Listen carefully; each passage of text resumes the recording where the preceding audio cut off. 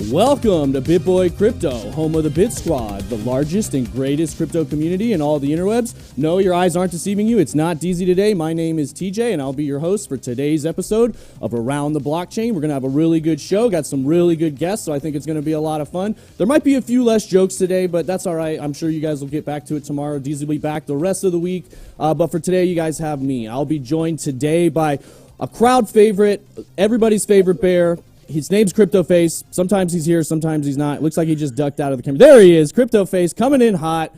Going to be joining us today. We've got a newcomer, one of the first crypto YouTubers I ever watched, VoskCoin, one of the best crypto mining YouTubers out there.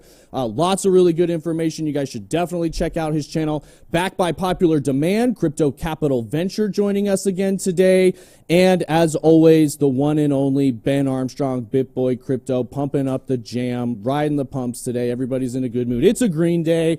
We had a really good pump last night, really good pump this morning. A little bit of a dip right before the show here, so I don't know if everybody's switching back to bearish now, but that's some of what we'll talk about in the show today. Real quick market watch. We've got AMP was up over 50%, back to 30%-ish now. Axie, it's been pumping nonstop. It's actually pulled back a little bit, 10%. But the big news of the day, Bitcoin pushing 40. I think it actually broke 40 on some exchanges earlier today. Ethereum way up. So we're going to be talking about the weekend pump in today's show. We're going to be looking at, is leverage trading getting liquidated? As we're going to see regulatory hammer come down across all leverage trading, as well as this Tether FUD. Is it fact? Is it fiction? We've heard all sorts of FUD over the years, but is this one for real? So real quick, if you haven't seen the show before, you'll see in the bottom right-hand corner of all the guest score boxes, there's a little 0 there for score. If you like what you hear in the chat, drop a +1. If you don't like what you hear, drop a -1. We'll know to take a point away. Whoever has the most points at the end of the show will have 30 seconds to leave a parting message with the audience. And as always, the links to all this guest description, the links to all the guest channel is in the description below. So please go show them that BitSquad love. Check out their channel. Give them a like. Give them a subscribe. They all deserve it. They all make great content. So let's get into this. The weekend pump, really good. We're going to see Bitcoin broke the 50-day moving average. It broke above the 200-day moving average. So CryptoFace, are you switching bullish? I know last time you were on here, you and Ben made a pretty big bet regarding where things are going. Is your position changing at all? Man, I look like the Cookie Monster mixed with Wendy O, mixed with I don't know, but man, I don't know what the chat is saying mankind. I fell asleep twice. I've been trying to stay up to make the show, but dude, I fell asleep and I just boom, just woke up. So I barely made it. Sorry, I look terrible. I can't get lighting it right. But anyways, the skinny is that the truth is we were supposed to, every time Bitcoin has closed under the 200-day moving average, last time I mentioned it, we'd stayed under it for 30 days to 60 days. And we were just past the 60-day mark. We were at about 70 days, and the price finally came back up. Amazon was what I thought Bitcoin needed to take it from the 60Ks to the 70, 80Ks months ago, and it never came. Man, BitBoy's Ben's the man. Last week he came out, he said it was going to go down one more time, start going up. Yesterday morning or this morning, he's the one who came out and was the first one that I know started talking about Amazon. He was the rumor, and then the news started coming out. So shout out to the Market Cipher Discord. We nailed it at 34,000 something is when we longed, and then listen, if I'm wrong, I'm wrong. As far as if it keeps going up to all-time highs right from here, and 30K was the ultimate bottom. But it's too early to tell, man. Way too early to tell. And every single time we close on the 200-day moving average, before going down even lower, we have to come back over it. So to be honest, this was kind of an expected move. This is what was supposed to happen as far as a bear's point of view. Well, yeah, and we saw over the weekend you had some great trades. So it's not about, I'm not trying to stick it to you on calling it necessarily. If you're wrong, you still crushed it on some great trades over the weekend. Like you said, the Market Cipher group was killing it. So congrats to you on that. But we saw throughout the weekend, a lot of people calling this the mother of all short squeezes. We know one of the major things that pushed this up was there was a lot of shorts that got liquidated, around $1 billion worth. So, Dan, if you don't mind, could you real quick explain for some people at home, like, what exactly a short squeeze is? Yeah, I mean, it's people shorting Bitcoin or any other crypto, and they're betting on the price to go down, and price doesn't go down, and so they're caught kind of with their pants down, and they got to buy back into Bitcoin. Price starts going crazy, liquidations follow, and that's just a very simple way to put it. But I want to can I share my screen for a second? Yeah, absolutely. Cool. So I want to look at a chart real quick, because there's a lot of stuff going on with everything that happened with the short squeeze, which it happens, and oftentimes is the catalyst to bullish reversal, which is, if you're a bull, that's what you're looking for. The Amazon stuff, big bullish news, could be the catalyst to bullish reversal. But just like that, within 24, 48 hours, it can just flip like a light switch. It could turn bearish, right? If now we hear reports that the Amazon rumors are not true, and Amazon's not accepting Bitcoin, they're not planning on it right now, and you see price kind of tanking right now in the short term. But this is why, for me personally, because it's a very emotional market, the news flips on a dime, I have to stick with the charts. This is why I'm a TA dude. And we've been just tracking, and everybody has, I mean, this descending triangle. And for me, it doesn't matter what the catalyst is. There doesn't even have to be a catalyst. We got the breakout out of the triangle, you can see right around July 23rd. And it perfectly coincides with the rules of descending triangles that we track on this channel, which is 61 to 65% of the way to the triangle is typically where we see the breakout. If you look at the chart, that's right around where we saw the breakout, 67%. And the other thing is, I think that was kind of, we had a lot of people shorting Bitcoin. They got liquidated, obviously, but I think one of the reasons they were shorting also is because there was this narrative all across crypto, man, volume's just down on Bitcoin. And the rules of a descending triangle in a bull market, based on data we use, receding 78% of the time is volume before a breakout. And that's in a bullish breakout, right? So that's why I have to stick with the charts. I can be a very emotional person too when I'm tracking price, and like we're getting all these volatile moves, volatile news. But if we stick with the rules, we can really just hone it back in and anticipate every scenario and not be surprised. So that's kind of why I wanted to just chart that triangle for everybody, just so that we can just track what's next. Throw back to the triangle upper trend line. Very possible in play right now. Don't be surprised if we're sitting at 32,000, the next 48 hours. And so do you feel like it could pull back to 32 and then continue? Like, are we moving into bullish momentum in your opinion, or does this look like a bear trap to you? There's a lot of the TA guys calling this a bear trap where you get a move up and we're still trending downward in a lot of people's opinion. What do you think about that? Yeah, I mean, so 60% of the time, based off of this data, we see throwbacks to the upper trend line. So to answer your other question, I do think we're in a bullish momentum to the upside. I think a test at the $32,000, $33,000 area would be perfect. It would be a higher low on the midterm to macro charts. That's what we want to see in a bullish reversal. So, be careful there. See if the support holds in that area. But, this is what Bitcoin does, everybody. I mean, it's very volatile to the upside and to the downside. But we wait, we track it, we wait for the bullish confirmation, and then we can, make our decisions appropriately. There you go. Well, Ben, we got some people in the chat here saying this Amazon stuff is fake news. And then on the other hand, people are saying they're building out a whole infrastructure for Ethereum. So in your opinion, we know the short squeeze had a lot to do with it. We know, we've been calling for this move for a long time. So in your opinion, is there anything else kind of bubbling here or under the surface that might be driving this move upward? Yeah, the whole entire move was caused by one gigantic trade. That's the information I've been given. There was one trade that pushed the price up, billions of dollars in a trade. And this is what caused a lot of these liquidations. This happened in 3 hours. Do not be fooled. The Amazon news had nothing to do with that move last night. Right. Literally nothing. That news is a lagging indicator. We know this. We've looked at, moves to the downside.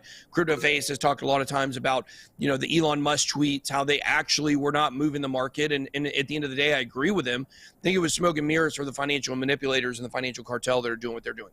I told you guys for 6 weeks, this was coming. A move back to the upside.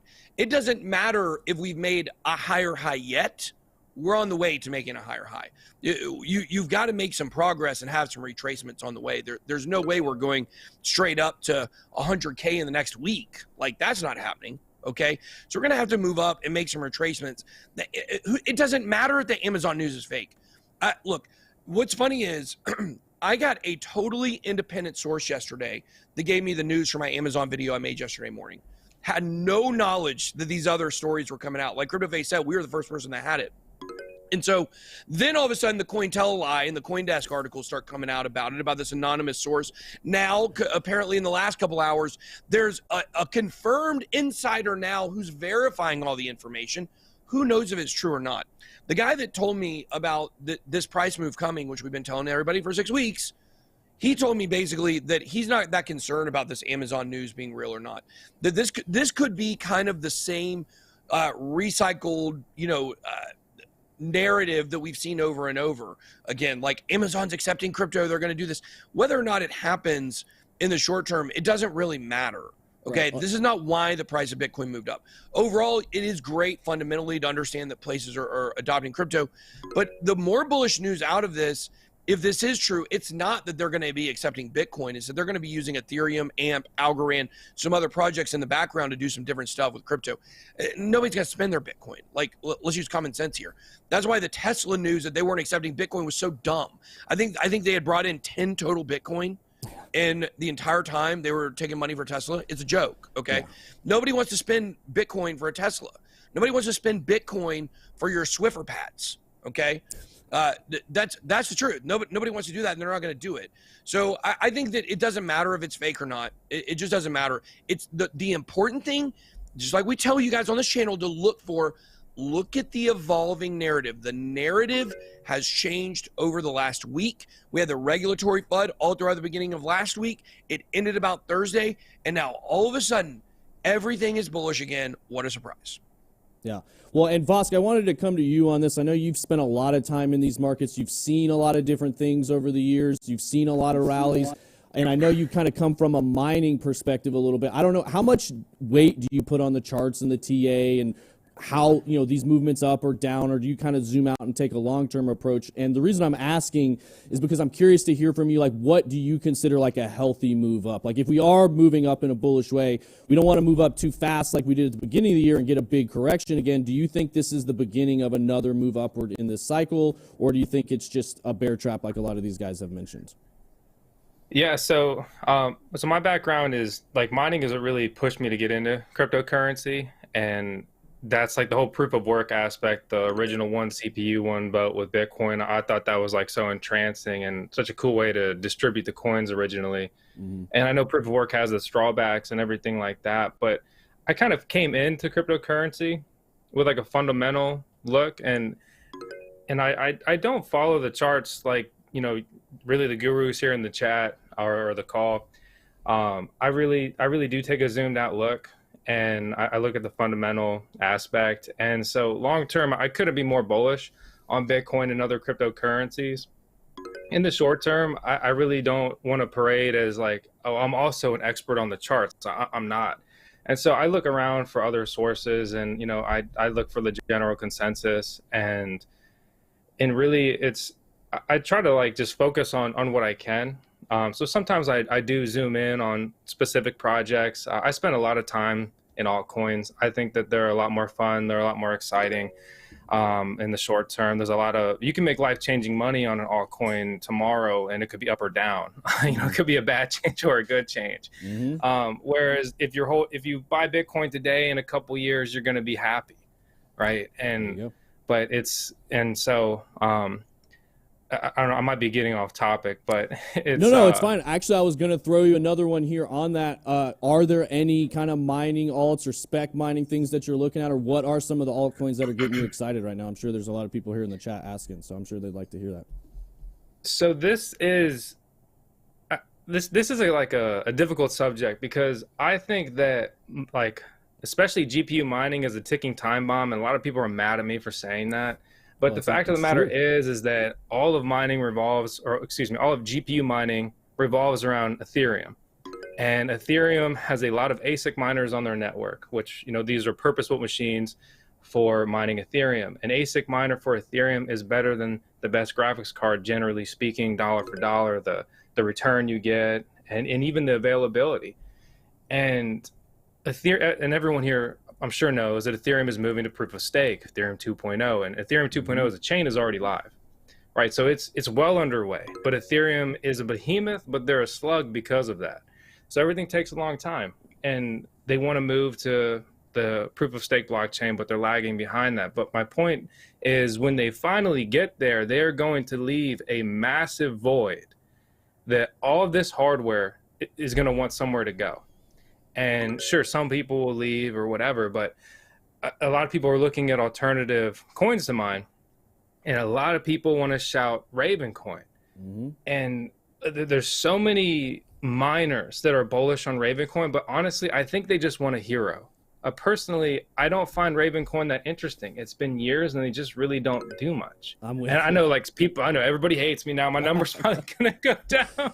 No, but you know, I had that same. I had that How same dare discussion you? with a miner here in one of our writers here at the office is big into mining. He loves him some Ravencoin, and I was like, yeah, like, it's a miner's coin. It's made to work for miners. It's created by miners, but you know, like, nothing's really happened other than people mined it, sold it for Ethereum or Bitcoin. Like, that's about all it's good for, in my opinion. Yeah, I launched a token on top of or an asset or whatever it's called on top of Ravencoin. A couple of different deployments there just for fun. It wasn't like, oh, you know, we're dropping our coin on top of Ravencoin, whatever. But there was just no, like, use case for me there. I just didn't really see the point. It has a slight function, but people are, like, really reaching. Like, they're like, they're trying to be like, yo, this does something. But what does it really do? And don't get me wrong, I love mining. I want all the best coins to be mineable. That excites me. But instead, they all launch as tokens and proof of stake networks because it's easier, or there's even other drawbacks. Because as a new cryptocurrency that launches as proof of work, you're very vulnerable. There's so much hardware out there. There's countless GPU mining farms and ASIC mining farms that could attack your network and try to manipulate it if you don't have proper safeguards in place. There have been some developments that can help with things like this, but if you just fork a lot of common code, you're going to be super vulnerable. Then you get 51% attacked and you look stupid, and then no one wants to be mineable anymore. So it's there's definitely some difficulties and hurdles here.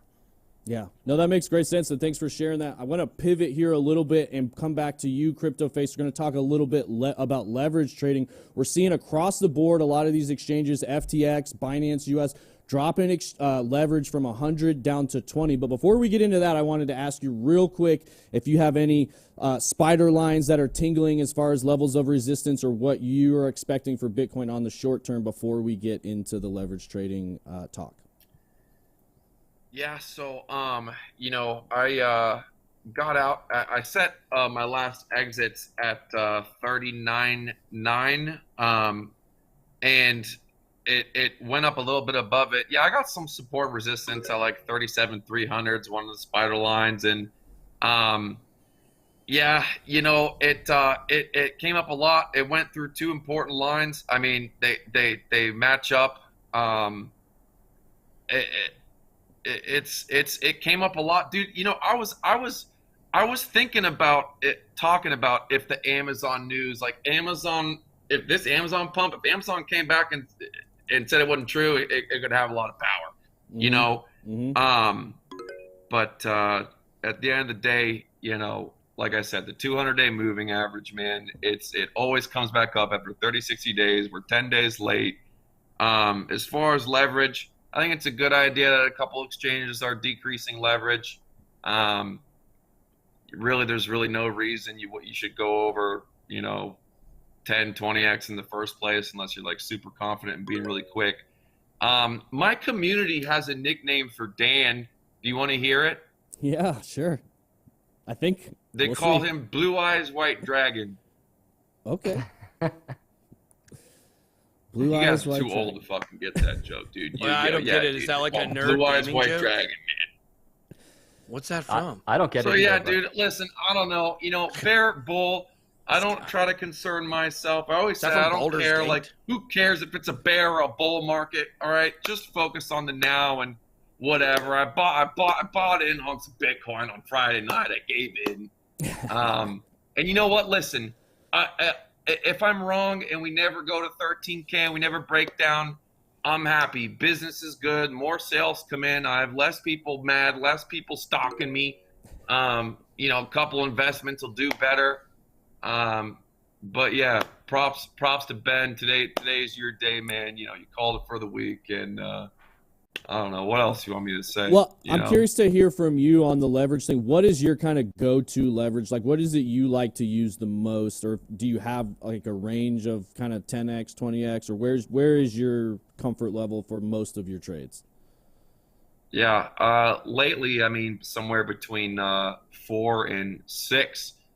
6 being, you know, up there. I was cranked it up to 6 just a couple days ago, and that's high. I mean, especially, you know, people ask me how come I don't trade altcoins and whatnot, because it's so volatile and it's so risky and it's hard enough. I think you guys were talking about earlier how some whale or something got liquidated at 39 or some wick to 48 on Binance or something. It's just, you know, the truth is trading is the hardest, easiest money that anyone can make.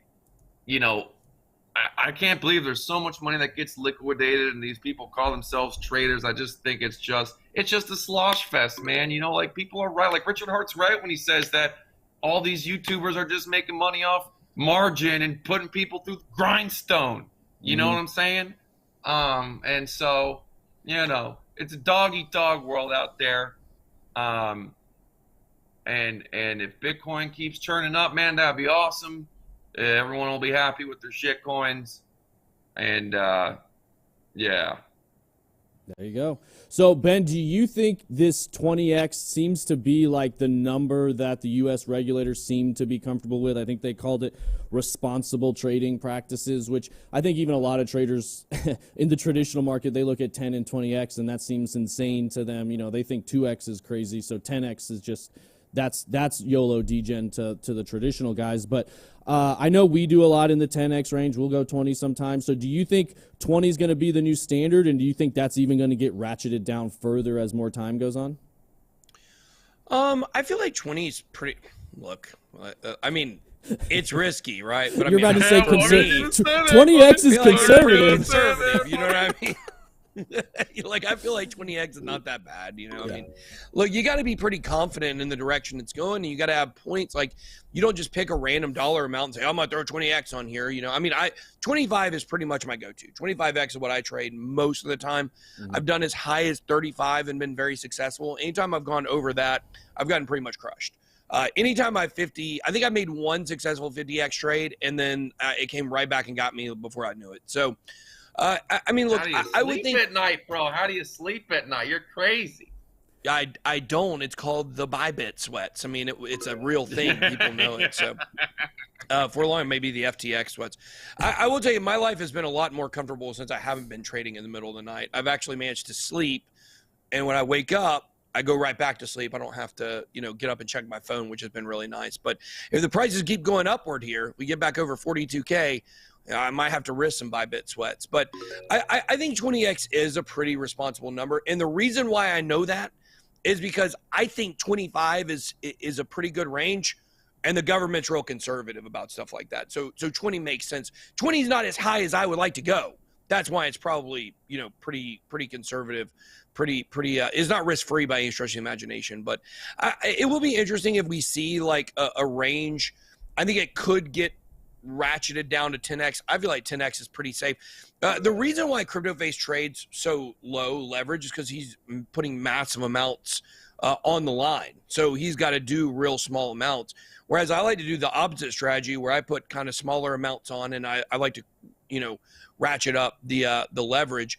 And then there's also kind of a game of cat and mouse between the market makers and the people that are stop loss hunting and trying to take people out, to where you say like, okay, well, most people are trading at 10x, and this will be really interesting to see as well. If most people are trading around 10x because that's the number that most people are able to trade because they figure out like that's okay regulation wise, then you're going to have stop loss hunters hunting those 10Xs left and right. People are going to be pretty much cornered by that. So that's why you would, I remember CryptoFace used to do 7 like a lot because he said it was pretty safe. You do 7, you don't really get stopped out by the people, hunting those 10X stop losses. But I think he's been, trading higher amounts lately. But I think it's something there's something. I'm not trying to take away time from the people, but it's an important subject because 10. There is something special about 10 and more that like you do get stopped out. What's most important at the end of the day is your mental. Mm-hmm. And just with me, what I've found is over the years, the lower leverage you use, the way more easy and the way less ByBit sweats that you get. You go 20x, you go 10x. You're over the long term, you're asking for trouble, and you're better off just doing no or small leverage, and you'll save yourself from getting nipped in the butt later. So, And yeah, there you go. And Dan, I wanted to come to you on this real quick before we move on to the Tether subject. Do you do a lot of leverage trading, and what's your take or perspective on leverage trading? Yeah, I do 0 leverage trading. Okay. I'm a very macro-minded person. If you asked me 10 years ago, and if I was heavily into crypto, I'd probably be doing all leverage trading. Yeah. But I got wrecked in situations like real estate and stocks back in the day, and it's kind of where I learned a more conservative approach. And I think my approach is more conservative in the crypto space, which is macro. But I think it's such a good play to learn how to buy the 50% dips, to buy and accumulate the fear. And I also have like a little bit of different context to the leverage trading situation, just because I see all of these new investors like in the YouTube comments checking out TA, and I see comments all the time like, Dan, should I buy now? And that's how new they are. They're asking a dude doing a YouTube video if they should buy now. So they're in this mindset where they're looking for quick gains, easy money. And I think leverage trading and the marketing that goes into that offers that dream. And I think the fact is that most new investors that are using leverage trading are getting wrecked. I think it's a great tool. I think if you sit back, you study how to do it, and you have the patience to do that and to track that, and also the emotional fortitude to do that, I think it's a great tool. But I'm very much not one that does it or pushes it or really talks about it. And so there you go. The blue-eyed white dragon has spoken. Yu-Gi-Oh reference. I looked it up. Oh, you looked it up. Yeah, my wife just texted me. She was like watching. She sent me a laughy face and told me, because I was sitting here Googling it. I had no idea. Yeah, I was too. It's funny. They were calling us boomers for not knowing. Listen here, nerds, you pencil necks. Also, by the way, BJ, they're yelling at me from my mic in the chat. Also, we're on the second topic, about to be on the third topic, if you want to move those along. So we're going to talk about this Tether FUD real quick. I know we've heard Tether FUD for years. Now there's apparently executives at Tether are under investigation by the Department of Justice. We know they settled a case with the Attorney General in New York a while back regarding Bitfinex and Tether. So, Vosk, I know you've spent a lot of time in this. You've probably heard the Tether FUD over the years. You've heard, when Tether was the main stablecoin, everybody would say, oh, if Tether were to collapse, or if it would have come out that they couldn't actually cover all this stuff, it was a Ponzi, that could kill crypto, that could kill Bitcoin, it could take the whole market down.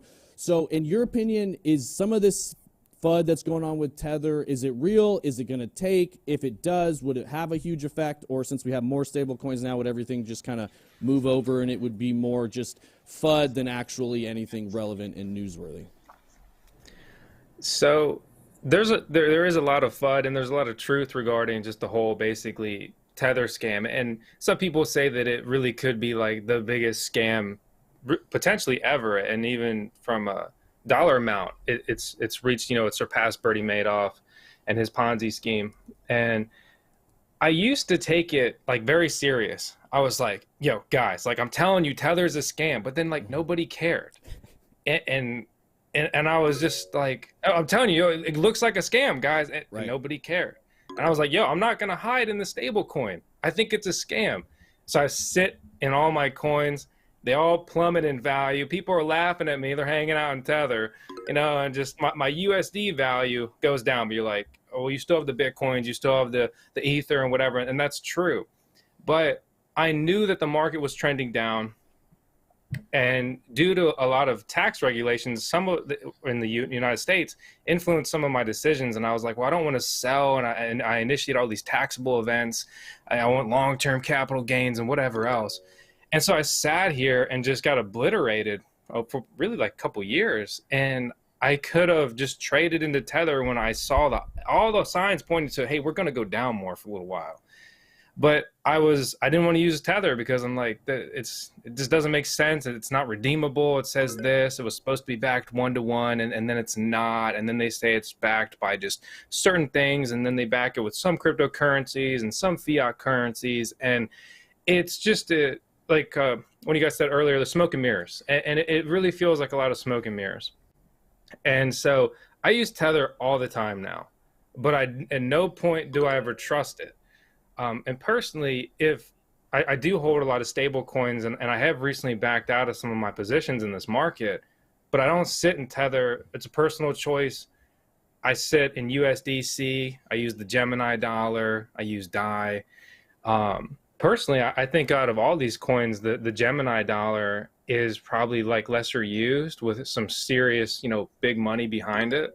Mm-hmm. Whereas there's new rumors and FUD or even things being brought to light about USDC and how Circle, and even though it's heavily integrated with Coinbase, which people think that USDC equals Coinbase, it's not exactly true.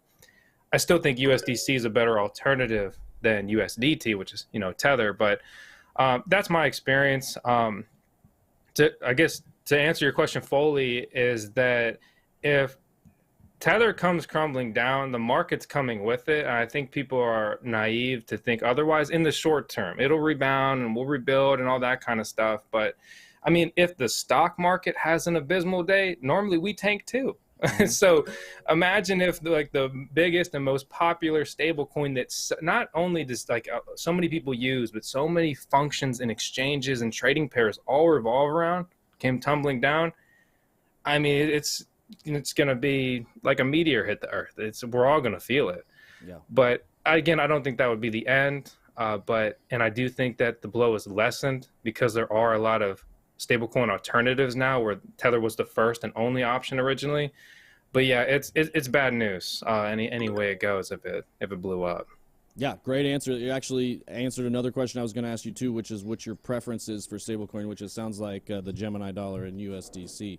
So, Ben, I'm going to come to you with this one. I know you and I have talked. I've said for a long time, I feel like the USDC, because its relation with Circle and Goldman Sachs and a lot of the powers that be in the United States, that I thought that was going to be what they pushed as the U.S., Fed coin, so to speak, or stable coin. So I wanted you to comment on that, but I also wanted to hear your thoughts. Do you think some of this FUD that's being circulated right now around Tether is also designed to kind of keep the retail trader at bay and keep a little fear in their heart that there could be another big jump coming, so don't get in too much too early so that the kind of institutions can continue accumulating? So another form of manipulation, so to speak. Yeah, absolutely. We're already seeing a lot of buying happening between or under. As soon as Bitcoin hit 38,500 and below, we saw a lot of buying coming in from some of the big players. So that's definitely something that's happening right now. I do feel like part of a pullback here. Number one, we need it for the health of the market. We don't need to go straight up. But number two is that, there is going to be, we just saw Amazon Amazon put out a statement saying, well, it's not true. We're not definitely accepting Bitcoin this year, but we are continuing to explore crypto. Of course, what is Amazon going to do? They're going to come out and say, well, guys, we don't have the infrastructure in place, and our plan is to accept it this year, but we haven't actually done it yet. So guaranteed, Q3, it's coming. No, they're not going to say that, obviously. So it's just more of the smoke and mirrors game, is what we're seeing. And I will say to caution people this with Tether.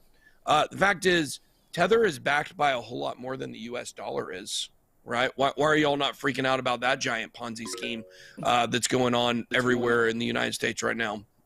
So I think that, the whole thing, what we're seeing is USDC is the chosen one. Like TJ said, TJ was the first person I heard saying this is going to end up being the Fed coin. You got to give credit where credit's due, even if it's TJ sometimes. Don't say I'm the guy. Don't say I'm the guy. They'll lose it. Hush. Hold on, let me text you. Okay. The thing is is that it is the chosen one. It will be the stable coin of choice. What you're seeing right now, there was a great article put out on Yahoo Finance about this today, about the Tether situation, saying that Tether's collapse, I like the way they put it, it would be chaotic if it happened, but it wouldn't be cataclysmic. It wouldn't be the end of crypto. It wouldn't be, it's not the world's biggest Ponzi scheme. And when we've been talking about Tether and Tether FUD on this channel for the last several months, number one, we've always told you this is a direct attack on Tether to push USDC into the spotlight. That's what this is all about for 100%. The financial cartel has their claws into USDC, into Circle, into Goldman Sachs. They don't have the, of course, Coinbase as well.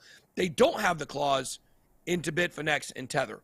When we have told you guys for a long time that this Tether FUD is the most overblown thing in the history of crypto, it's because at the end of the day, I do not believe this will have an effect on the Tether price being able to maintain $1 ever. I don't think we're going to see that. There's too much money up for grabs in this. And even if, guys, this is a criminal case for bank fraud. This means the people behind Bitfinex could potentially be going to prison, which would be great news. No one argues that Tether's beginnings were not sketchy AF, right? Like everybody believes Brock Pierce, like don't sleep on Brock Pierce being involved in all this. He's just as thick of a thief as anybody in this. Yep. It's not good. It's not good. Omni, they have 100 shell companies. If you go back to what happened with the Quadriga CX exchange, a lot of money trails led back to Bitfinex. If anybody remembers that Canadian exchange where the CEO just randomly died while on a trip. I mean, we all know what happened there. A lot of people think he actually faked his own death. But we covered that story about 2 years ago. All of the money trails led back to Bitfinex. It's not a good situation. It never was. But I don't think it's ever going to have a large effect on the crypto markets. And the important thing is right now, with all the investors that have money in Tethers, you know, Justin Williams is Tether's #1 fan here at BitBoy Crypto, our VP of NFT development, also a giant man, some may say.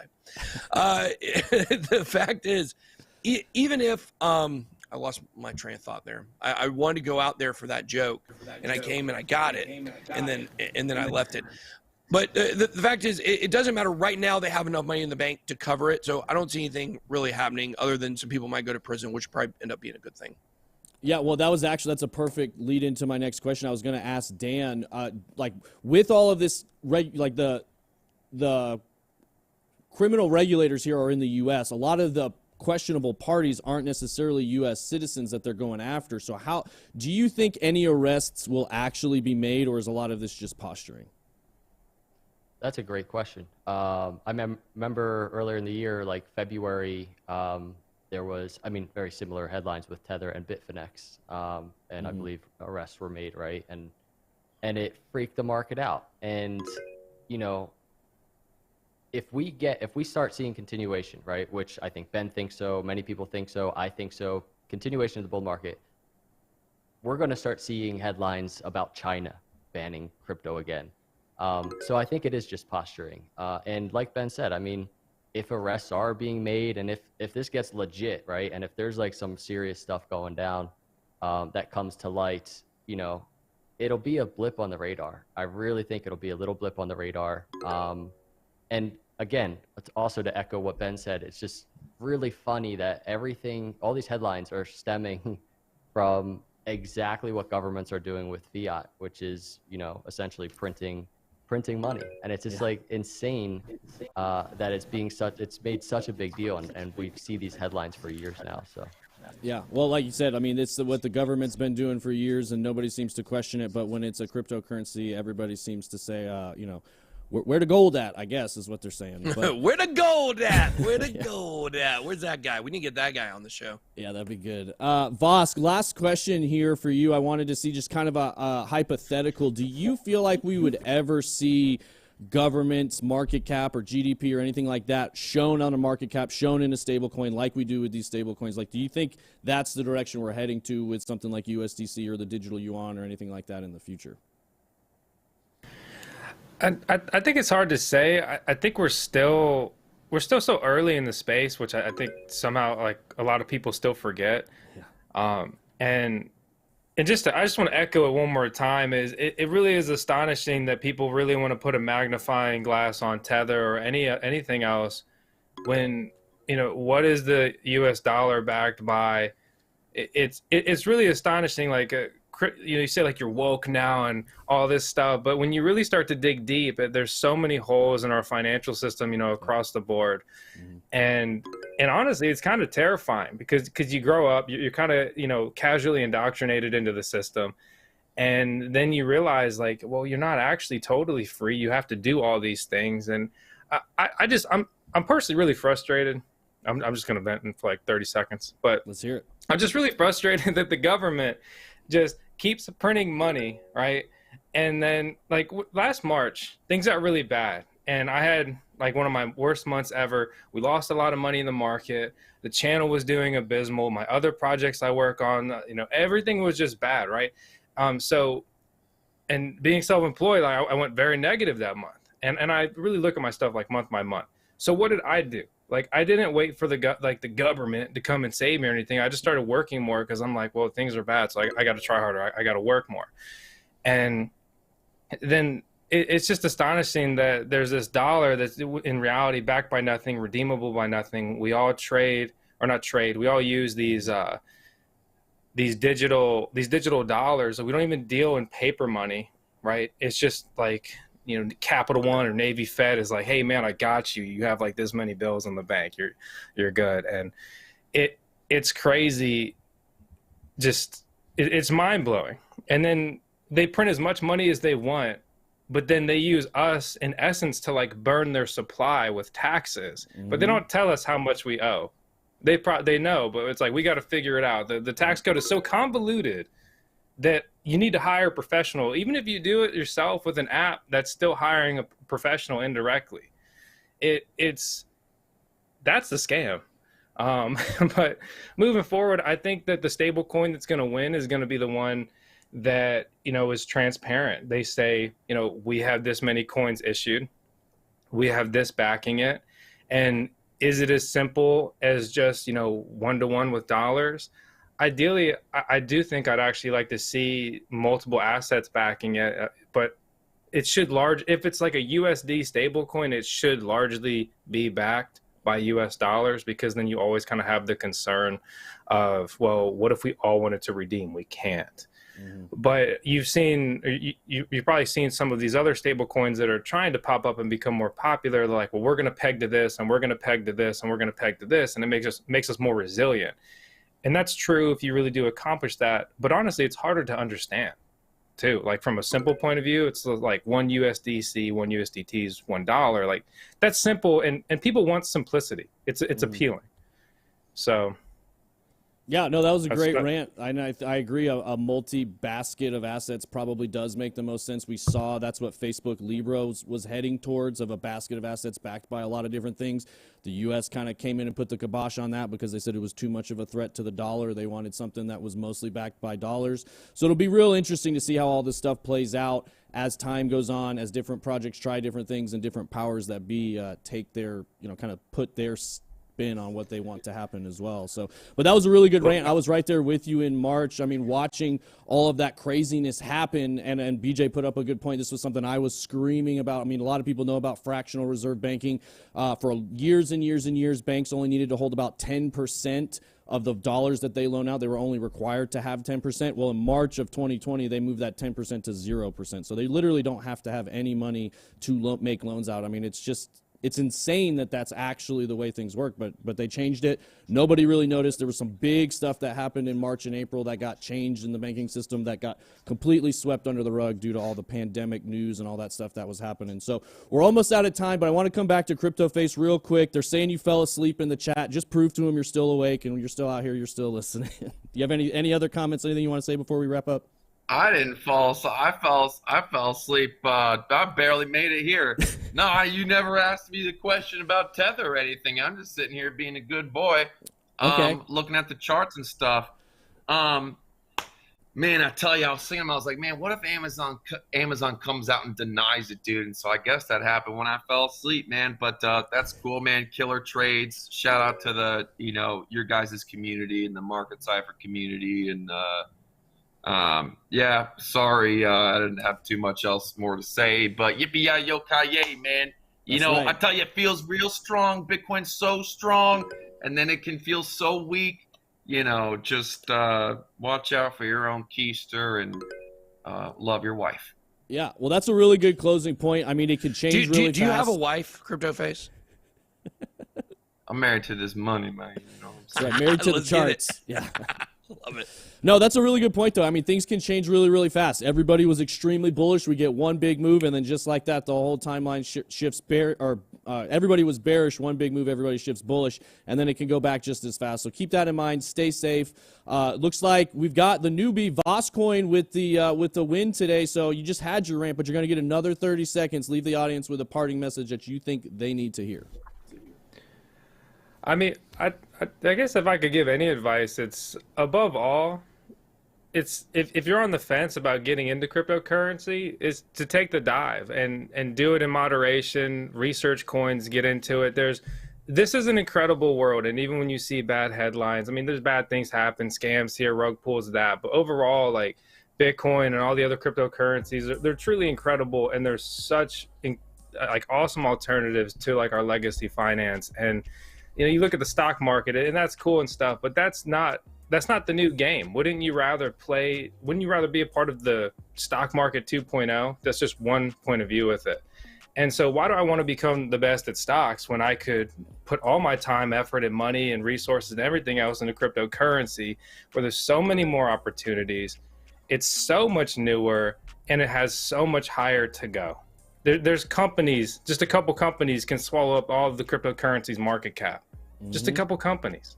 Like we're not even close, and we're still so early. There you go. And then they're asking, do you have Tails nearby? Everybody's asking in the chat if you could put Tails up on the screen. She's upstairs, but I can get a delivery. No, it's fine. I'll it's order up. I appreciate it. So anyway, that's all we have time for today. As always, guys, we'll be back at 5 p.m. Eastern time tomorrow. DZ will be here, so more jokes will ensue, I'm sure. That's all we have time for today. TJ out.